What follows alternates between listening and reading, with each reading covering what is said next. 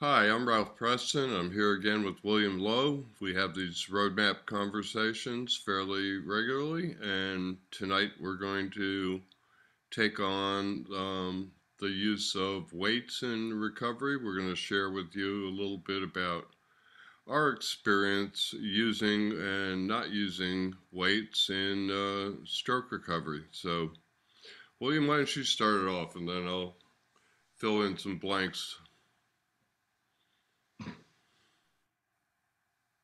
Yeah, sure thing. So today I wanted to talk about my experience of using weights in recovery after stroke, and I guess one of the mistakes which I continue to see stroke survivors make is using weights as a way to facilitate recovery and stroke.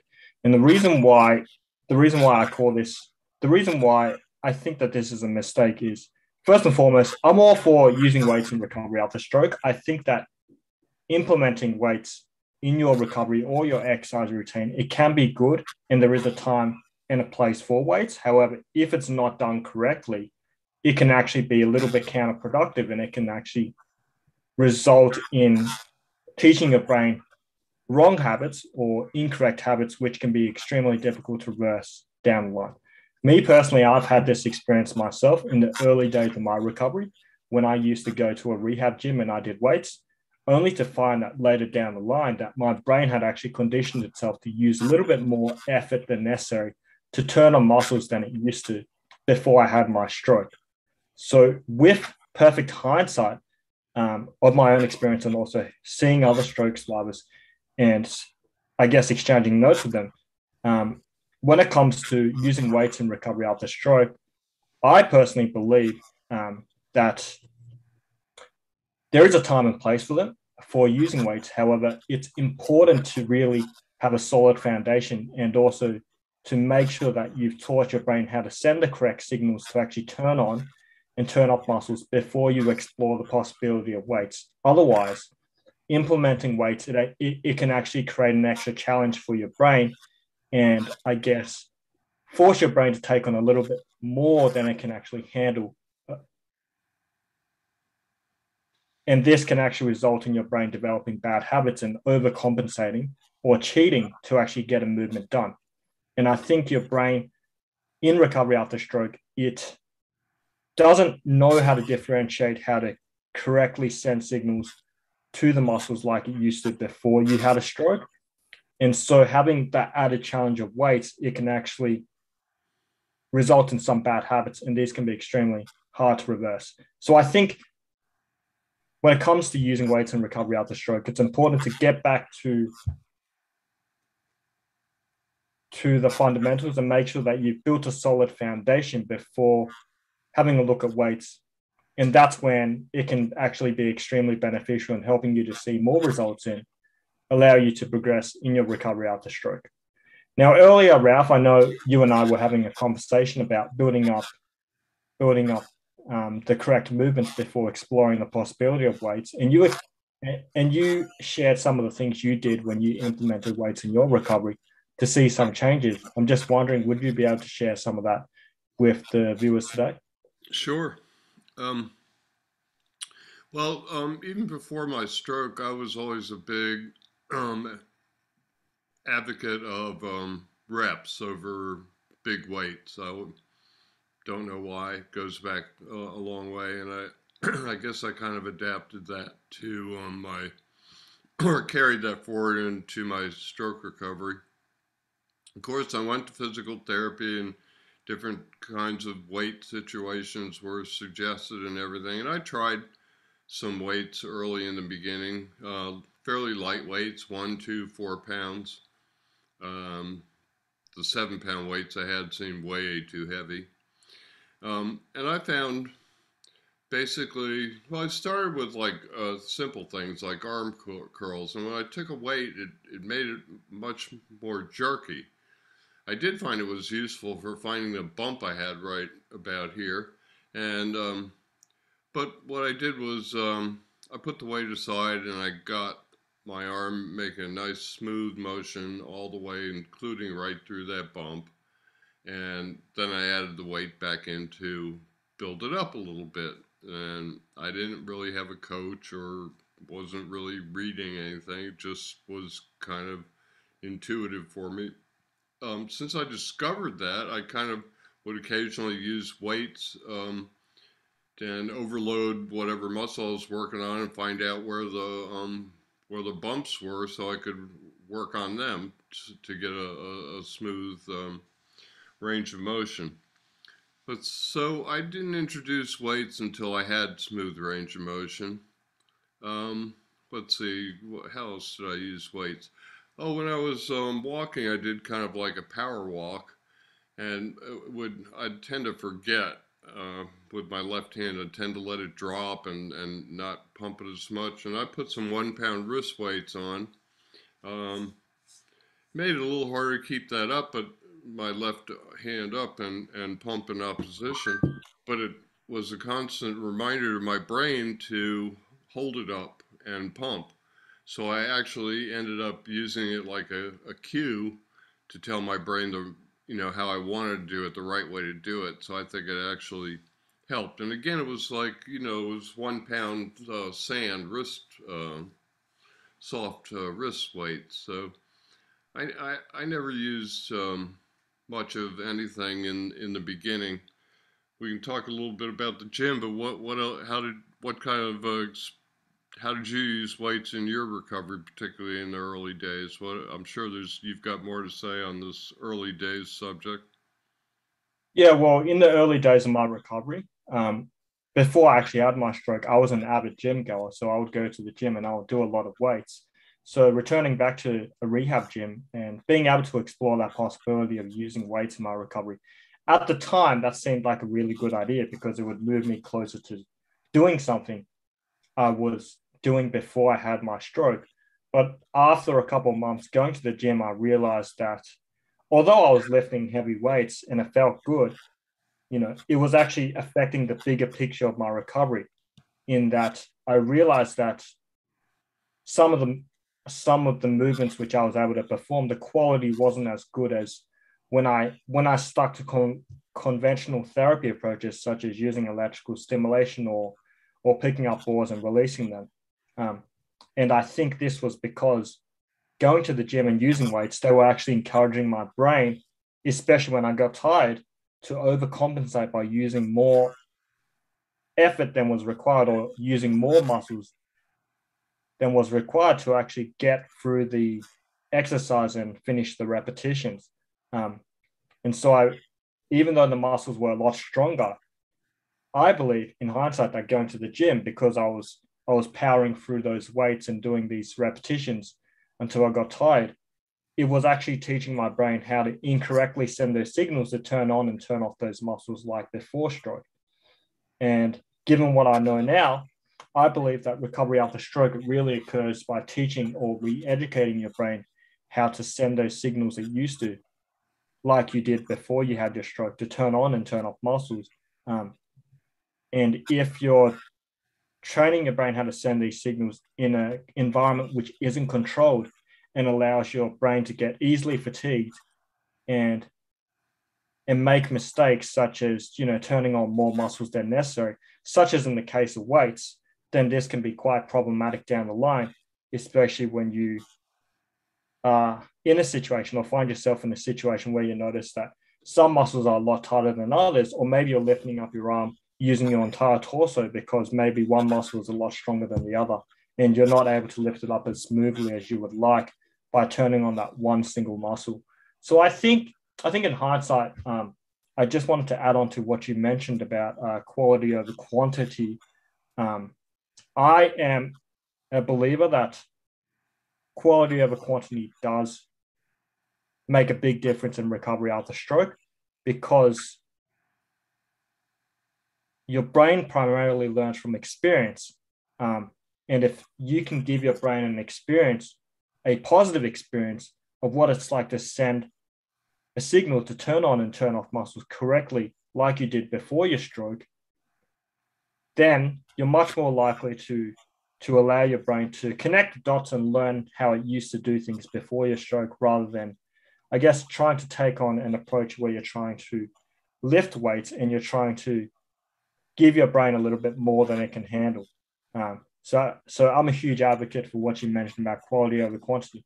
And I believe that if you've got the foundations right, say if you've taught your brain how to send signals correctly to turn on and turn off muscles, like you did before your stroke, then that actually might be the right time to actually explore the possibility of weights, because your brain already has a solid foundation and your brain already knows how to send the signals, meaning that it will know when it's getting overly fatigued, and it will know when it's not the correct time to turn on more muscles than necessary, especially when you're lifting up weights.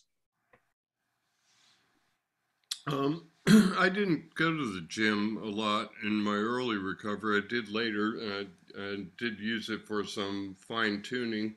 I used a couple of the machines. Um, I'm a big believer in, well, I always did stuff. I did a lot of stuff at the bar. I did stuff on the balance ball. I walked forwards and backwards and on my heels and toes on the basketball court. And typically what I did with the machines was I did a ab machine because it just made doing abs easy.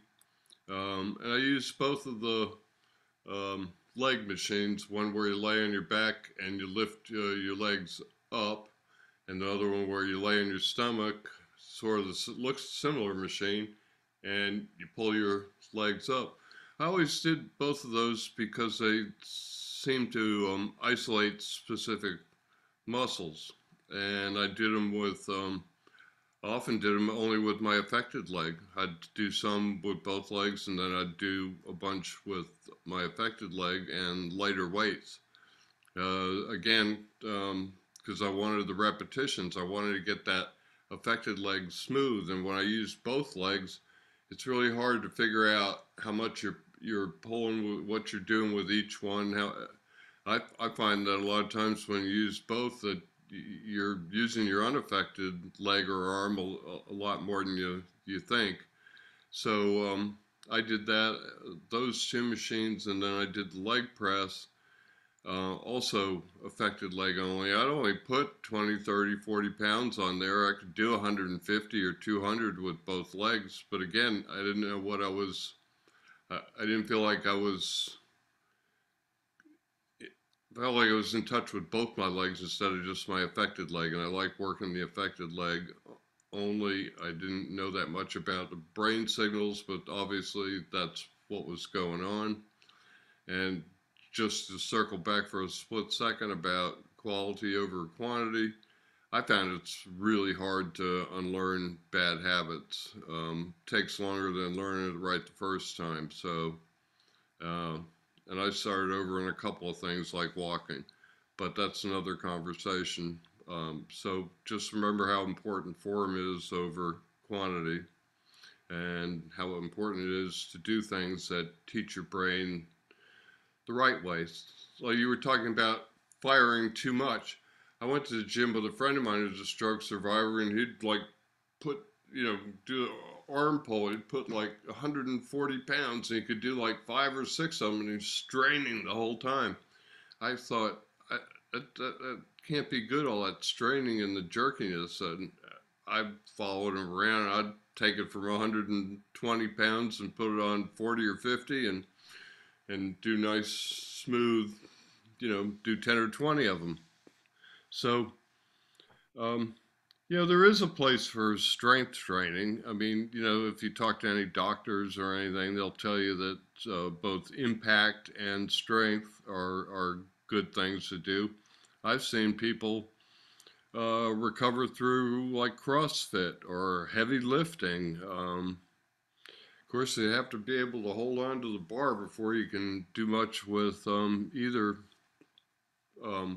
barbells or, well, dumbbells or barbells. So I just, again, I tried to do affected side only because I felt like I was talking to the muscle I was trying to work better than if I did both sides. So what else do you have on this subject? Yeah, I mean, I just want to add to what you mentioned about working the affected side only. So one thing one thing I believe that going to the gym and using weights is really good for is really teaching your brain how to isolate certain muscles. And I know I mentioned that using weights can put your brain at risk of overcompensating by using too many muscles. But I said that with relation to when your brain gets tired. So obviously your muscles aren't as strong as they used to be after your stroke. So that means they'll be a lot more fatigued. So when it comes to using weights, if you push your brain beyond its threshold, then that's when the risk of overcompensating and developing bad habits starts to come into play.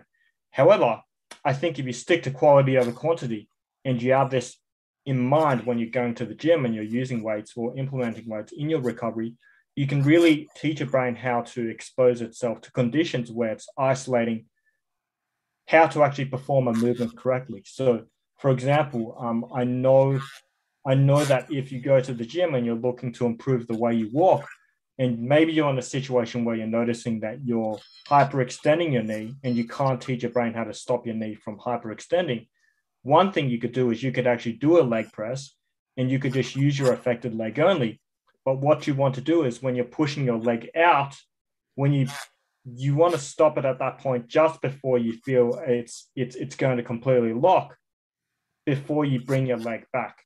And I'm not sure if I explained that correctly, but if you do a leg press in this manner where you're pushing your legs out, say your affected leg out only, and you're stopping at that point where it's just about to go completely straight, then this will actually translate to walking, and it will actually teach your brain how to learn how to control the way that it's bending the knee in such a way that you're not at risk of hyperextending your knee as much as before you started implementing an exercise such as the isolated leg press.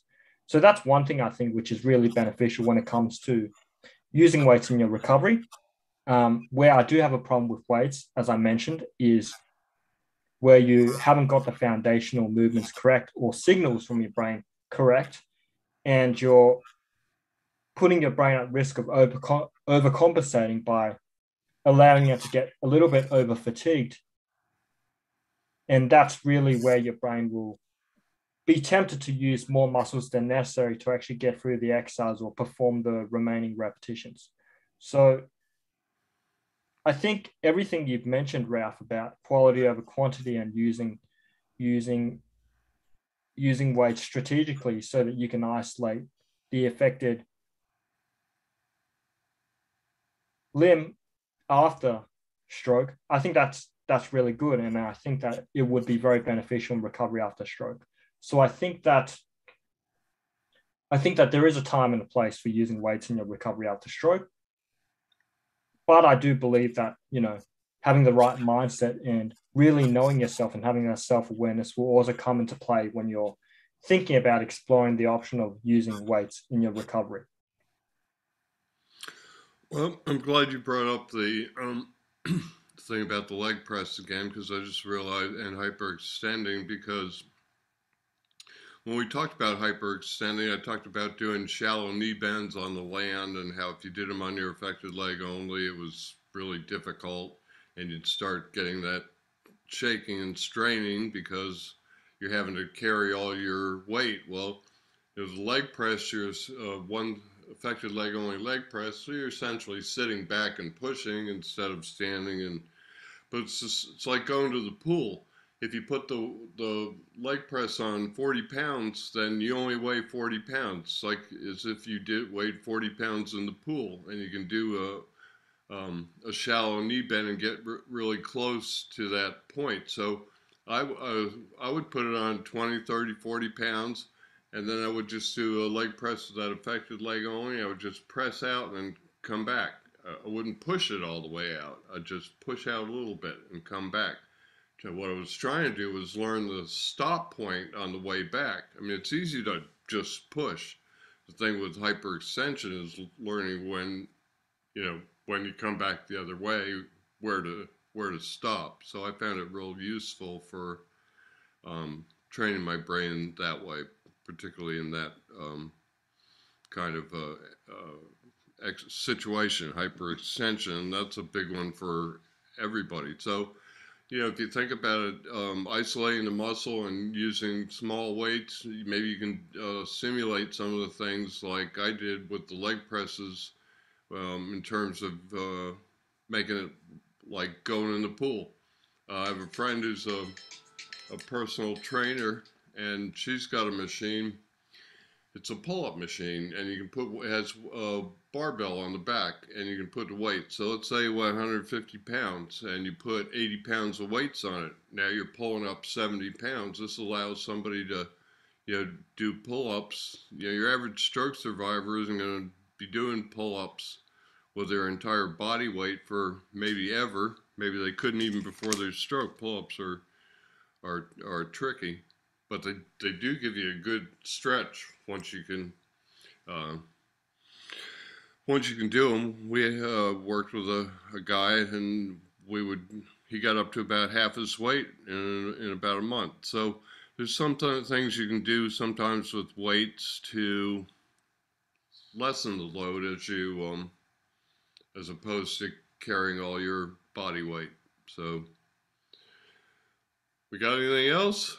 Or Yeah, I think I just want to add to, I guess what we're really saying is, there is a time and place for weights. But like myself and Ralph have discussed in this meeting, it's really about mindset. And I think the good thing about weights and going to the gym is sometimes you actually might be able to expose your brain and be able to teach your brain how to do something which might otherwise be quite risky to do if you were in a standing position. So, for example, if you wanted to do a single leg press or a single leg bend when you're standing up and you're trying to teach that brain to stop at that point just before it hyperextends, you're actually putting yourself at risk of falling, because once that knee hyperextends, then and you're stuck on that single leg, that can actually put you at a risk of just losing your balance and falling.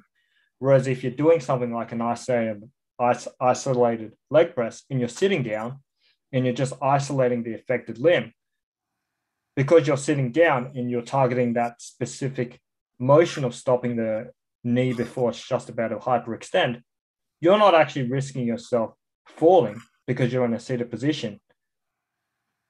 But you're also targeting the correct muscle, which you would also use when you're actually walking. So I think it works both ways. If you're in a situation in your recovery where maybe you can't, I guess you're quite limited in the movements which you're able to perform because maybe you don't have enough balance, or maybe you're just not there in terms of, I guess, how much movement you have in your legs, but you want to isolate certain muscles so that you can teach your brain how to actually walk a lot better or get into more of a rhythm when you're walking. Then exploring the possibility of going to the gym and isolating certain muscles which you can't otherwise target in a standing position, like you did before your stroke, that might be quite a good idea to explore, and an alternative which might be a lot safer as well. well, yeah, and I did that in my own recovery. If I could achieve the same type of movement without having to balance, and say take the whole danger out of the equation. You're not using part of your brain to balance. I mean, I did a lot of balancing stuff too, but when I balanced, I'd balance on my affected leg, or I'd sit on the exercise ball and lift weights and do core stuff while balancing. Um, so I just found that when I wanted to work on balancing, I worked on balancing, and anytime I could take balancing and therefore make it more safe, take balancing out of the equation and make the exercise more safe, I'd do that, like the seated leg press. So, yeah, I agree.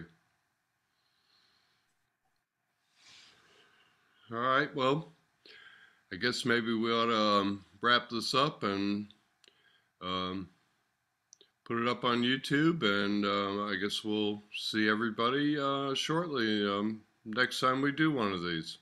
So thank you, William. Yeah, no problem at all, Ralph. It was great to have this discussion with you.